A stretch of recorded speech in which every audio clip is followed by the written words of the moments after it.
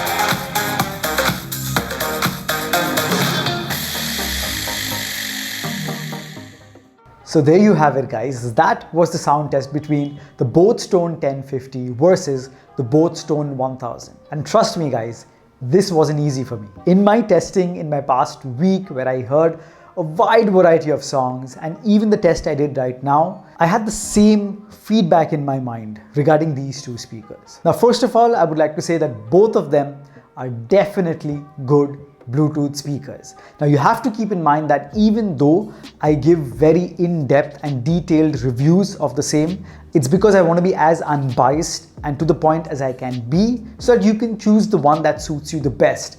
But that does not mean that either of these speakers qualify as being professional grade or audiophile speakers. These are meant for general listening, for entertainment purposes, so keep that in mind, even though I'm going to get into a lot of details. So how did these two speakers produce the three frequencies that make up sound: the highs, the mids, and the lows? Starting off with the highs, the higher frequencies undoubtedly, compared to the boAt Stone 1050, it's the boAt Stone 1000 that sounds really sharp, very crisp, and much more audible.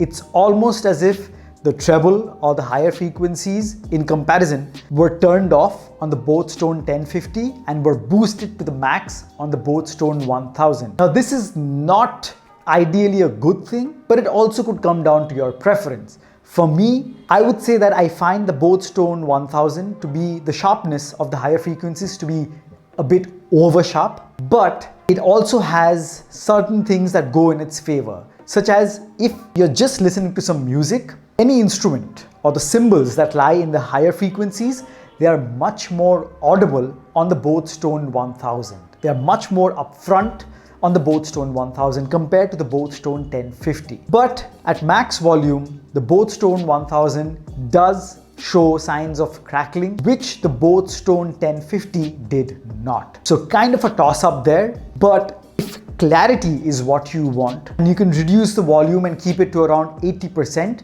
then the boAt Stone 1000 will be the speaker that will sound much more sharp in the higher frequencies than the boAt Stone 1050, which sounds subdued but does not crackle at max volume. Now moving on to the mids, where the vocals lie. This was a tricky place because again, the boAt Stone 1000's rendition of the mids of the vocals are much more bright, much more sharp and much more upfront compared to that of the boAt Stone 1050, which in comparison sounds really shy and subdued. And if someone does a blind test, if I don't tell someone which speaker I'm playing from, if it's behind a curtain, people would generally choose the boAt Stone 1000 just because the instruments and the vocals sound much more bright and audible on the boAt Stone 1000 because of that over sharpened and over brightened rendition of the highs and the mids. But again, there is a catch. The boAt Stone 1000 at max volume will show signs of crackling, and the boAt Stone 1050 at max volume, the vocals show a lot of muffling and distortion, which I've also mentioned in my review of the boAt Stone 1050.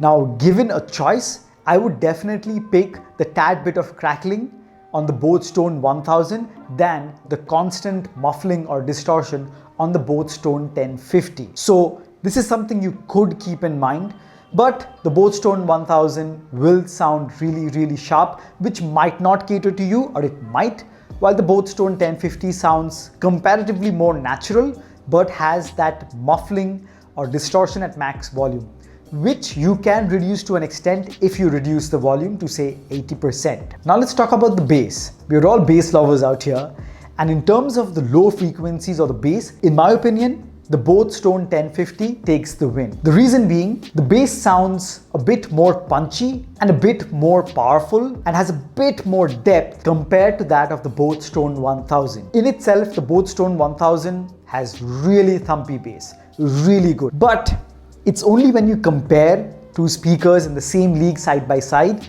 that you get to understand where the age has caught up with it and the new version has certain things that are just better. So in terms of the bass, yes, it is the boAt Stone 1050 that has a bit more punchy and fuller bass. Again, these are pure entertainment speakers, just for your general listening, for watching movies, listening to music or whatever. Considering that and the same price point, you can't go wrong with either. But it is the boAt Stone 1050 that does have a number of advanced features. You have to keep in mind what your preferences are and then choose the speaker. In terms of sound, you can't be disappointed with either, but keep in mind the points that I said, then choose what kind of sound you prefer and go for the speaker that suits you the best. So guys, that's been my ultimate comparison of these two speakers. I hope you've enjoyed it. The links to both of these speakers are in the video description below. I would really appreciate that if you do decide to buy either of these speakers or both, kindly use the links given in the description, as it will cost you zero extra, but it will help me run this channel and I can produce more and more content just for you guys. Thank you so much for watching. Don't forget to hit like on this video. Subscribe to Purecast 9. As always, I'll catch you guys in the next one. Cheers.